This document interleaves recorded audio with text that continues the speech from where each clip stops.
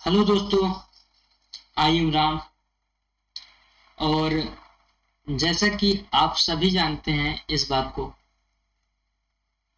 कि मंजूश्री क्लासेस के अंदर एक ऐसा चैनल है अब ये जो आपको आपके मुकाम तक पहुंचा कर रहेगा।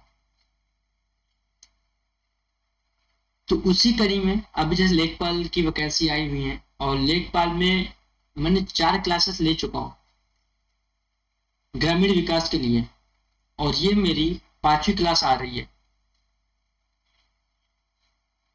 और दूसरी बात, करंट अफेयर जो जनवरी से लेकर के अभी तक का होगा वो करंट अफेयर भी कराया जा रहा है। और करंट अफेयर की भी 3 to 4 क्लासेस आ चुकी हैं। यानी आप समझ सकते हैं कि एक क्लास के अंदर आपको 1 वीक का करंट अफेयर दिया जाता है। तो 4 वीक का करंट अफेयर हो चुका है, यानी 1 मंथ का। और जो बच्चा होगा वो आज की क्लास में हो जाएगा, जो करंट अफेयर क्लास अभी आएगी।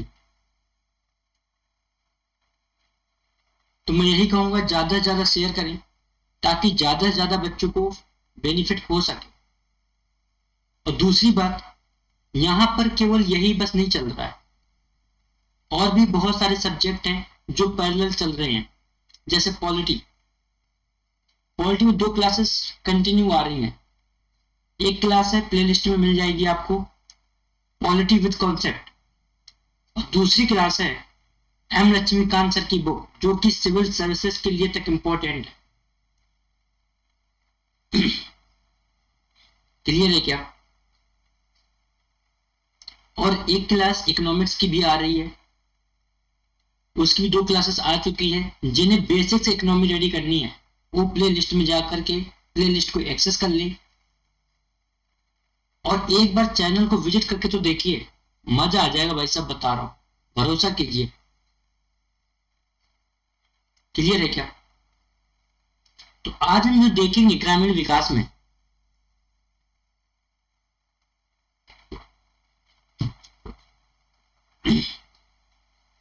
वो एक सेकेंड यूनिट है आपके सिलेबस के अकॉर्डिंग। फर्स्ट यूनिट खत्म हो चुकी है, 4 क्लासेस ले चुके हैं फर्स्ट यूनिट में। बैंकिंग प्रणाली, आपकी सहकारी बैंक्स वगैरह, बैंकों का इतिहास वगैरह, जहां से आपके क्वेश्चन आ सकते हैं।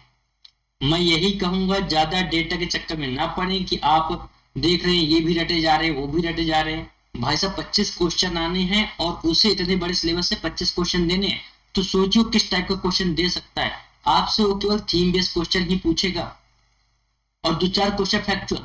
ये बात याद रखिएगा, दिमाग में होनी चाहिए ये बात। क्लियर है? तो आज जो हमारी सेकेंड यूनिट है ये आपके सिलेबस की। फर्स्ट यूनिट कंप्लीट हो चुकी है, मैं बार बार बोल रहा हूं, फर्स्ट यूनिट आपकी कंप्लीट हो चुकी है फाइनली। आप जाकर एक्सेस कीजिए, आपको पता चल जाएगा। 4 क्लासेस आपको मिल जाएंगी फर्स्ट यूनिट से। ठीक है?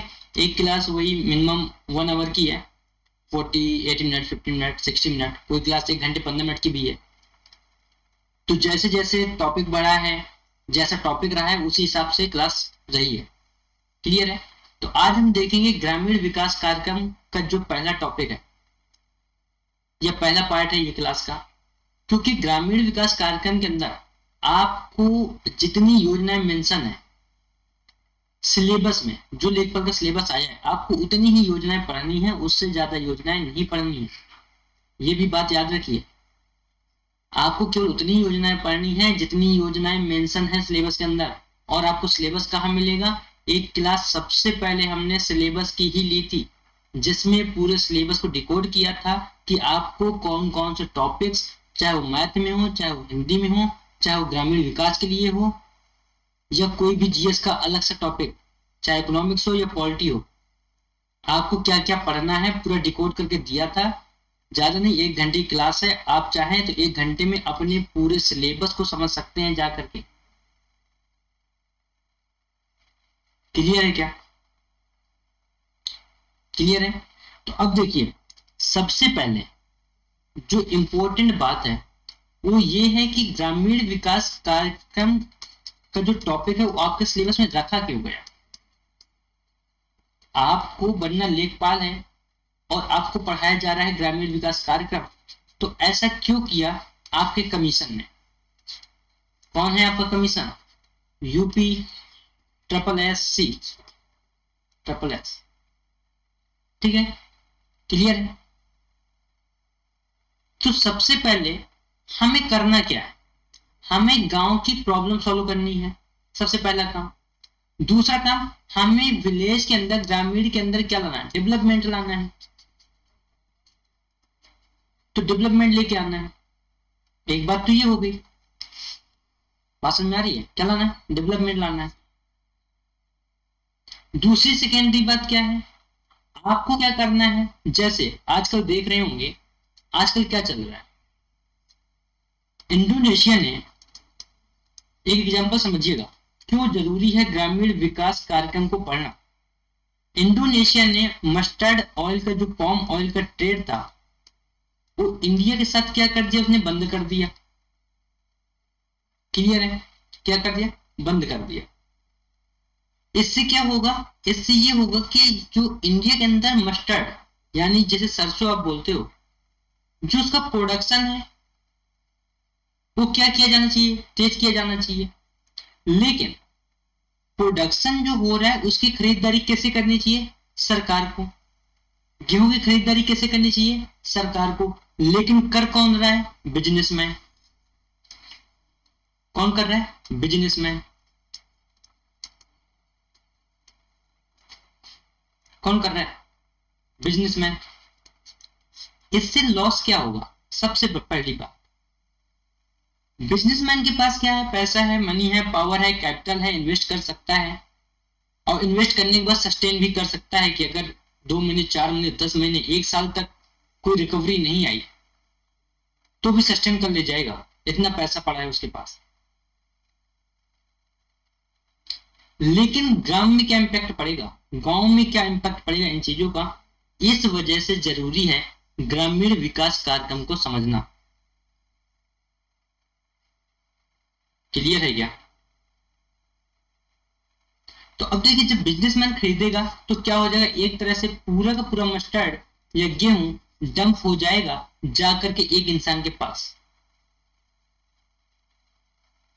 और जब इसी चीज की देश के अंदर कमी पड़ेगी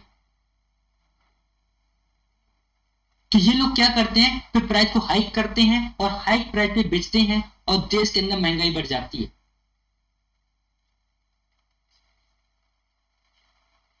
तो यानी कि हमें कंट्री के डेवलपमेंट को आगे लाने के लिए सबसे पहले जो फैक्टर जरूरी है वो हमारा जरूरी ये है कि आपकी जो दिनचर्या की वस्तुएं हैं, दिनचर्या की जो वस्तुएं हैं जिन्हें आप दिनचर्या में यूज करते हैं, जिन्हें ग्रामीण लोग दिनचर्या में यूज करते हैं, उन चीजों को कंट्रोल किया जा सके,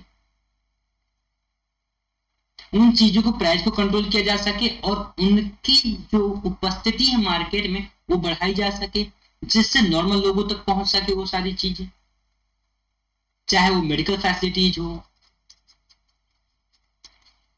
क्लियर है? चाहे वो आपके लिए कोई भी डेली यूज से, मान लो, जैसे मान लो आपके पास कोई शॉप है जहां से आप डेली यूज की चीजें लेते हैं।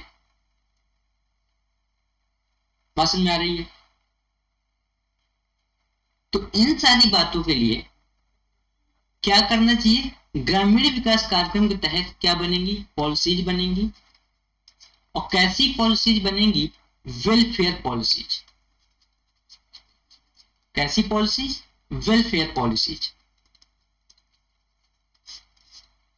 क्लियर है क्या? तो यानी ग्रामीण विकास कार्यक्रम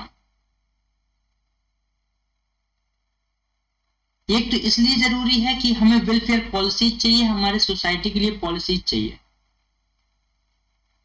कि जिससे हम एक समाज को, एक कल्याणकारी समाज की स्थापना कर सकें। और इसकी कसमें हमने डीपीएसपी में भी खाई थी कि जब डीपीएसपी लेकर के आए थे तो हम लोगों ने बोला था उसका केवल एक ही मुद्दा था, कल्याणकारी समाज की स्थापना, यानी लोक कल्याणकारी समाज की स्थापना। एक ही मेन मुद्दा था डीपीएसपी का। तो जो बात हमारे संविधान में है उन बातों को लेकर के आना और फिर समाज के अंदर डेवलपमेंट आना। ये सारी बातें इंटरलिंक करती हैं। इन सारी बातों को आपको एक समझने की नीड है, क्योंकि जब किसी कॉन्सेप्ट का बैकग्राउंड रेडी होता है, जैसे आपने देखा होगा कि आप मूवी देखने जाते हैं, आपको मूवी एज इट इज याद हो जाती है। हाँ, कौन आया था, कौन ले गया था उसे उठा के, फिर कौन बचाने गया, याद हो जाती है ना मूवी। क्यों? क्योंकि उसमें फ्लैश बैक के सीन आते हैं, flash back to flash back, flash back. तो वही फ्लैश बैक मैं सब्जेक्ट में क्रिएट करने की कोशिश कर रहा हूं, जिससे आपको ये अंडरस्टैंडिंग हो कि जो चीजें हैं, जो चीजें हमें पढ़नी है, उनका यूटिलाइजेशन कैसा है। आपको एग्जाम में यूटिलाइज करना है चीजों को, बैठ के उठा के पढ़ के रट्टा मार के बर्बाद नहीं करनी है। क्या करना है? यूटिलाइज करना है। तो आप चीजों को तभी यूटिलाइज कर सकते हैं जब आपके पास उनकी यूटिलिटी का मुद्दा होगा कि हमें ग्रामीण विकास कार्यक्रम चाहिए तो क्यों चाहिए। एक तो ये बात होगी, वेलफेयर सोसाइटी बनाना है तो वेलफेयर पॉलिसी आनी चाहिए, ठीक है। दूसरी बात क्या है? दूसरी बात ये है कि जैसे मैंने पहली क्लास में डिस्कस किया था, क्या डिस्कस किया था कि हमारे ग्रामीण विकास में क्या क्या अड़चने हैं। तो मैंने एक बात बताई थी कि हमारे पास कृषि साख की बहुत प्रॉब्लम है, बताया था। नहीं देखी है पहली क्लास, नहीं देखी होगी, मुझे पता है ना। समझ बैठे होंगे, कोई लड़का पढ़ा रहा है, बच्चा पढ़ा रहा है छोटा सा, इग्नोर कर दो क्लास, पढ़ के देख लो भैया। गारंटी ले रहा हूं एग्जाम में एक एक क्वेश्चन फंसा दूंगा, यहां से एक एक क्वेश्चन दिखाऊंगा। जिस दिन एग्जाम का पेपर आएगा ना आपके, उस दिन आऊंगा पेपर लेकर, यहाँ देख लो भैया ये किस क्लास से क्वेश्चन है, दिखा दूंगा यहीं पे लाके। तो पहली प्रॉब्लम क्या थी ग्रामीण विकास में? कृषि साख को लेकर के, यानी कि सूदखोरी बढ़ी, तो सरकार को कृषि साख लाने चाहिए थे, तो सहकारी बैंक आए, वाणिज्यिक बैंक आए। दूसरी प्रॉब्लम मैंने क्या बताई थी गांव में, कि गांव के अंदर कृषि विपणन की प्रॉब्लम है। किसकी प्रॉब्लम है? कृषि विपणन की प्रॉब्लम है। दूसरी बात ये बताई थी, कृषि विपणन मतलब agriculture marketing, agriculture marketing,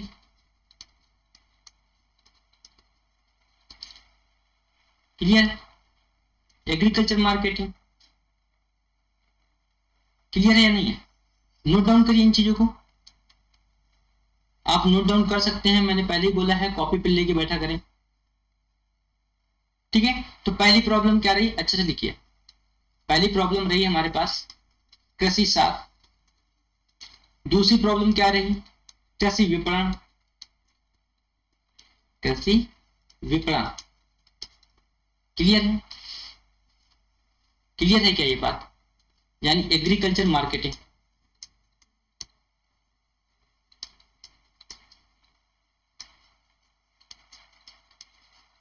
agriculture marketing, है ना। तीसरी प्रॉब्लम क्या थी? तीसरी प्रॉब्लम थी हमारा कृषि में विविधीकरण।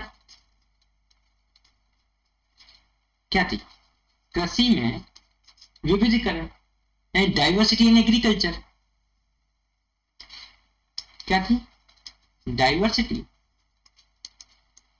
In agriculture.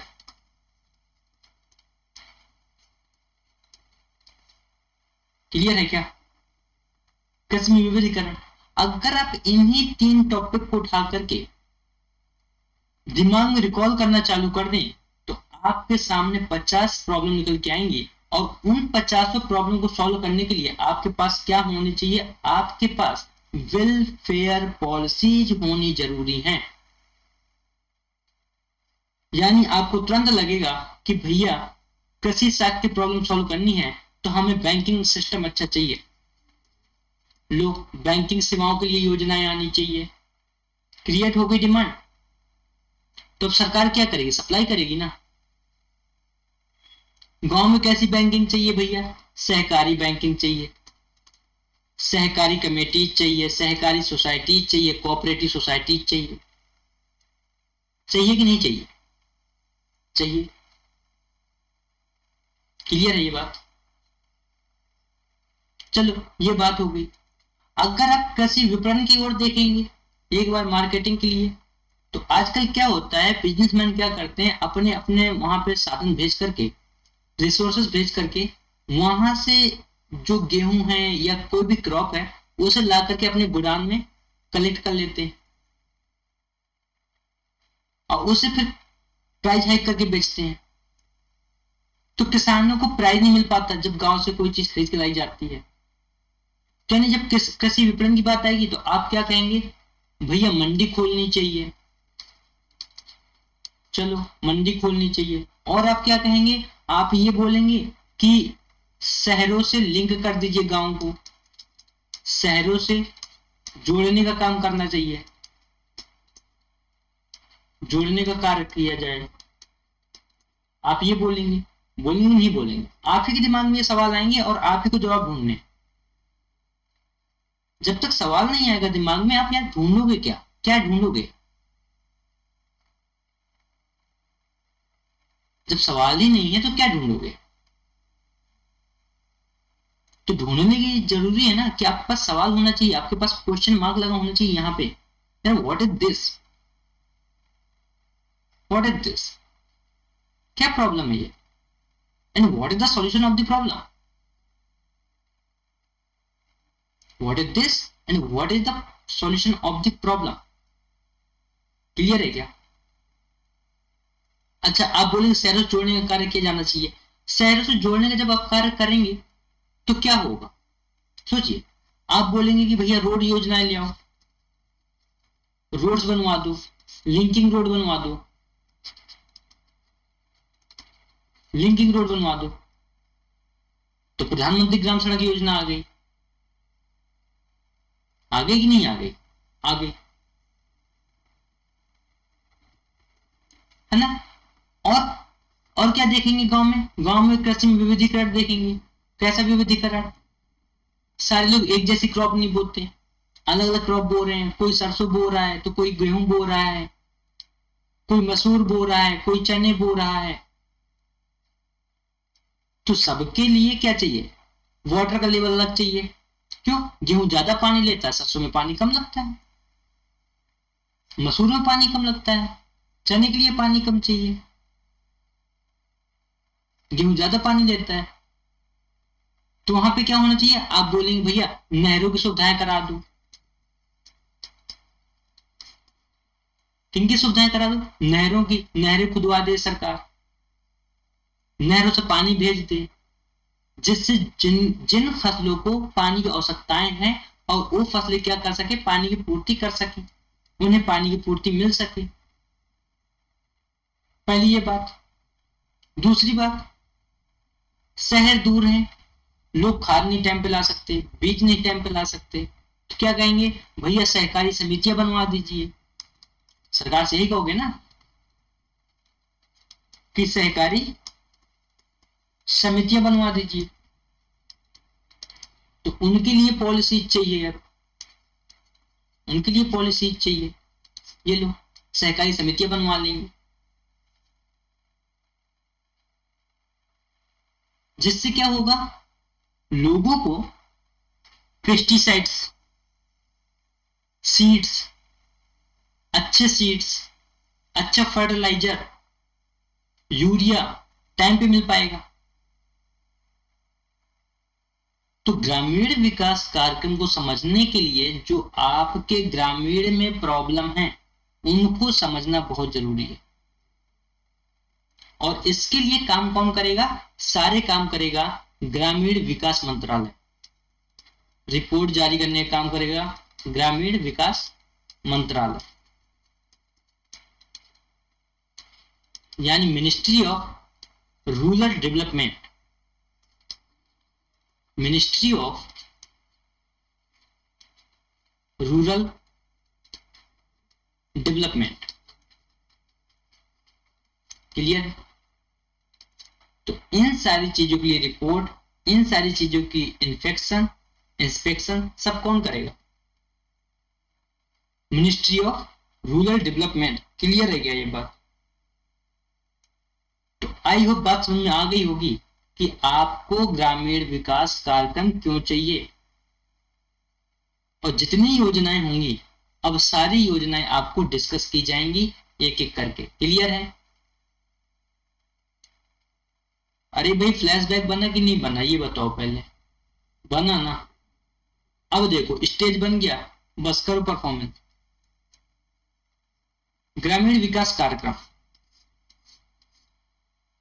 यानी रूरल डेवलपमेंट प्रोग्राम। ग्रामीण विकास मंत्रालय ने विभिन्न ग्रामीण विकास कार्यक्रमों के कार्यान्वयन में राज्यों के प्रदर्शन से संबंधित एक रिपोर्ट जारी करता है कि जो गांव में रूरल डेवलपमेंट प्रोग्राम के लिए कार्यान्वयन में लगी हुई एजेंसीज हैं, जो राज्य कर रहा है वहां पर, उनकी रिपोर्ट कौन जारी करता है? ग्रामीण विकास मंत्रालय। पहला आपका एक क्वेश्चन यहां से रेडी। अगर पूछे कि राज्यों के प्रदर्शन से संबंधित ग्रामीण विकास कार्यक्रम के कार्यान्वयन की रिपोर्ट कौन जारी करता है या निम्नलिखित में से कौन जारी करता है, 4 ऑप्शन दे देगा, उनमें से कौन सा राइट होगा? ग्रामीण विकास मंत्रालय। क्लियर है? एक क्वेश्चन आपका क्रिएट यहां क्रिएट करिए, एक आंसर दीजिए। आई होप बात क्लियर होगी। तो आप चाहें तो नोट साथ में बनाते चलें, या फिर आप चाहें तो स्क्रीनशॉट ले लीजिए, आराम से नोट्स बनाइए। क्लियर है?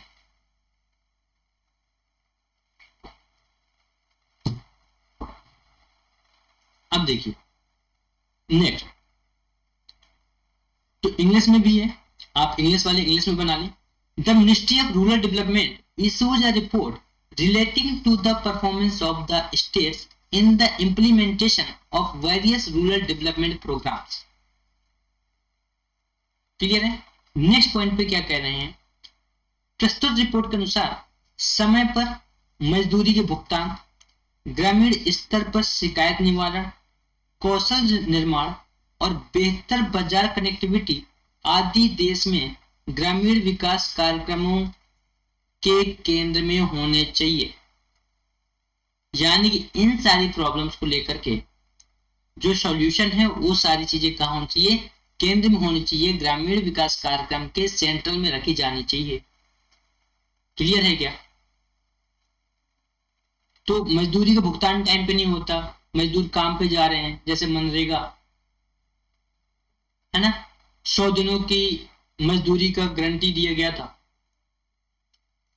कि गिरी हुई हालत में 100 दिन तक साल में काम दिया जाएगा मजदूरों को, 100 दिनों का काम उपलब्ध कराया जाएगा।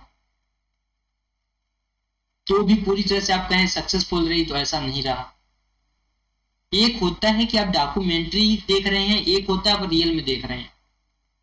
तो जब आप रियल में देखेंगे तो आपको, मैं मोस्टली नहीं कह सकता, न कह रहा हूं ऐसी बात, लेकिन आप देखेंगे मैक्सिमम योजनाएं फेलियर के साथ जाती हैं। तो इसके भी कई रीजन है, लोग अवेयर नहीं है,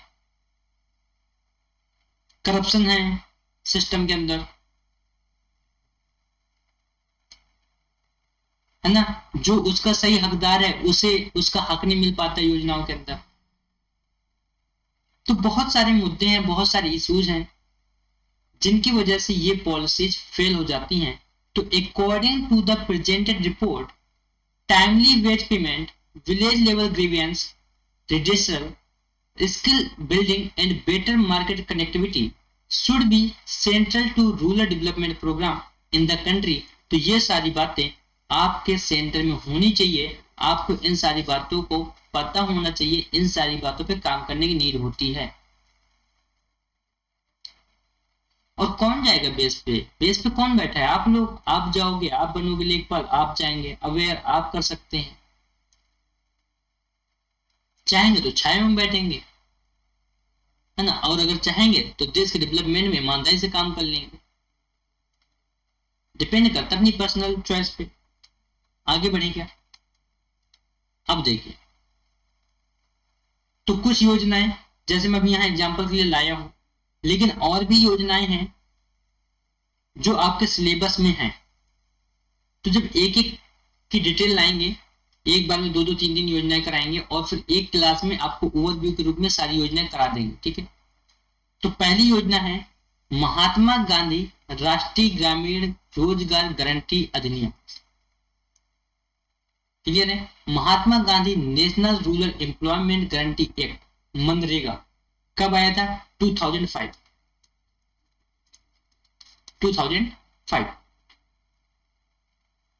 ठीक है, नरेगा आया फिर मनरेगा हो गया। आगे बढ़े, नेक्स्ट है प्रधानमंत्री आवास योजना। तो प्रधानमंत्री आवास योजना है ग्रामीण के लिए। नेक्स्ट प्रधानमंत्री ग्राम सड़क योजना, क्यों? कनेक्टिविटी चाहिए, है ना। दीनदयाल उपाध्याय ग्रामीण कौशल योजना, हमें स्किल को बढ़ावा देना है। बात समझ आ रही है? जैसे एक अभी योजना चल रही थी प्रधानमंत्री कौशल विकास योजना, PMKYVY, क्लियर है? प्रधानमंत्री कौशल विकास योजना। तो उसके अंदर क्या किया जा रहा था? जो ग्रामीण के बच्चे थे, जो ग्रामीण एरिया से रिलेटेड बच्चे थे, उन्हें किसी न किसी फील्ड में ट्रेनिंग दी जा रही थी और फिर उन्हें जहां जैसे पॉसिबल होता था उन्हें प्लेस किया जाता था। आज भी चल रहा है, ये सारे कार्यक्रम आज भी चल रहे हैं, क्लियर है? तो इसी तरह से दीनदयाल उपाध्याय ग्रामीण कौशल योजना थी। Shyama Prasad Mukherjee rurban mission. अब देखो रर्बन का मतलब क्या है? रर्बन का मतलब है रूरल प्लस अर्बन, क्लियर है? रूरल प्लस अर्बन दोनों मिला के बोल देते हैं रर्बन, क्लियर है? कि ग्रामीण वाला एरिया भी और शहरी वाला एरिया भी। बात समझ आई? राष्ट्रीय ग्रामीण आजीविका मिशन यानी नेशनल रूरल लिवलीहुड मिशन, यानी कि लोगों को क्या दिया जाए? लोगों को रोजगार दिया जाए और ज्यादा ना हो पाए तो रोटी कपड़ा और मकान। रोटी कपड़ा और मकान जो एक हर देश की, हर एक राष्ट्र की एक इसेंशियल नीड होती है, जो हर एक राष्ट्र को एक इसेंशियल इनिशियली बिल्ड करता है, जो हर एक राज्य की जिम्मेदारी होनी चाहिए कि आप किसी को करोड़पति बना पाओ न बना पाओ, लेकिन रोटी कपड़ा और मकान से कोई भी नागरिक देश का वंचित नहीं रहना चाहिए, क्लियर है? तो राज्य की जिम्मेदारी है कि राज्य क्या करे? राज्य इतनी आजीविका तो उन्हें उपलब्ध करा दे जिससे उनका रोटी कपड़ा और मकान का सपना साकार हो सके। तो ये सारी जिम्मेदारियां सरकार की हैं, राज्य की हैं, और इसके पीछे उत्तरदायित्व तो हम लोगों का भी होता है। क्या होता है? उत्तरदायित्व हम लोगों के भी होते हैं, क्लियर है? क्लियर है क्या? आई होप बात क्लियर होगी। अब देखिए, तो ये यहां तक बातें क्लियर है, तो ये आपको याद रखना है, आपको याद होनी चाहिए। चलिए आगे बढ़ते हैं। अब देखिए कार्यक्रम को विश्लेषण एनालाइज करते हैं, आखिर किस कार्यक्रम में क्या बोला गया और क्या हुआ। ठीक, तो पहला महात्मा गांधी राष्ट्रीय ग्रामीण रोजगार गारंटी अधिनियम मनरेगा, जिसे Mahatma Gandhi national rural employment guarantee act बोला जाता है, क्लियर है? तो महात्मा गांधी राष्ट्रीय ग्रामीण रोजगार गारंटी अधिनियम अर्थात मनरेगा को भारत सरकार द्वारा वर्ष 2005 में राष्ट्रीय ग्रामीण रोजगार गारंटी अधिनियम 2005 यानी नरेगा के रूप में प्रस्तुत किया गया था। वर्ष 2010 में नरेगा का नाम बदलकर मनरेगा कर दिया गया। तो आपको ये याद होना चाहिए नरेगा कब आया था और फिर मनरेगा कब बना। तो 2005 में नरेगा आया था और 2010 में मनरेगा बना। क्लियर है क्या ये बात? आगे बढ़े। चलिए आगे बढ़ते हैं। अगर पढ़ाने की स्पीड तेज है तो प्लीज कमेंट में बता दीजिएगा मुझे, तो कल की क्लास से पढ़ाने की स्पीड धीमी कर दी जाएगी। बात समझ में आ रही है क्या? अगर आपको स्पीड तेज लगे तो मुझे जरूर बताइएगा।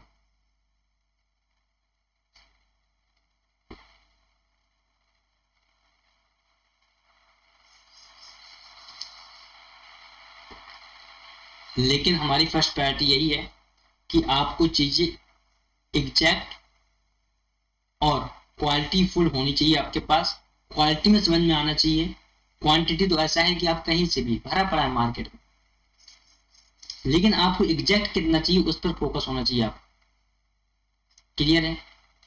मनरेगा कार्यक्रम के तहत प्रत्येक परिवार के अकुशल श्रम करने के इच्छुक वयस्क सदस्यों के लिए 100 दिन का गारंटी युक्त रोजगार, यानी अकुशल श्रम, यानी अनस्किल्ड पर्सन,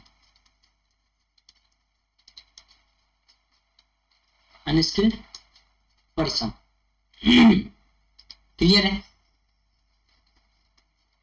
अनस्किल्ड पर्सन मतलब होता है, एक तरह से आप कह सकते हैं कि जो मजदूर हैं, जो मजदूरी करने को तैयार हैं, जिन्हें आप कोई भी काम बोल दीजिए स्किल काम छोड़ करके कि भाई खुदाई करनी है ना, भैया सफाई करनी है,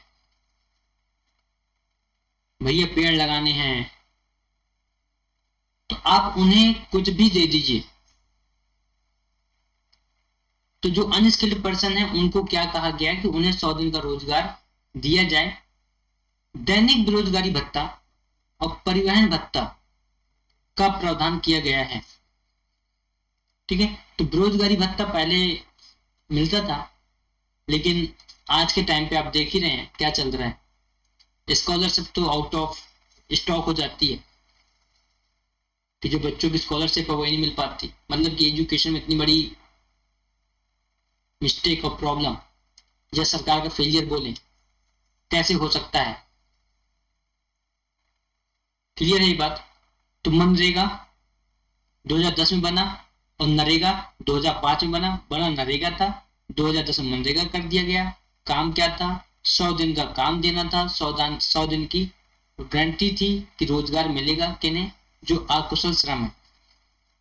क्लियर है? तो अंडर द मनरेगा programme 100 days of guaranteed employment, daily unemployment allowance and transport allowance have been made for the adult members of each family willing to do unskilled labor. Clear है क्या? आगे बढ़े, चलिए आगे बढ़ते हैं। क्लियर है? अब देखिए नेक्स्ट, प्रधानमंत्री आवास योजना। ठीक है?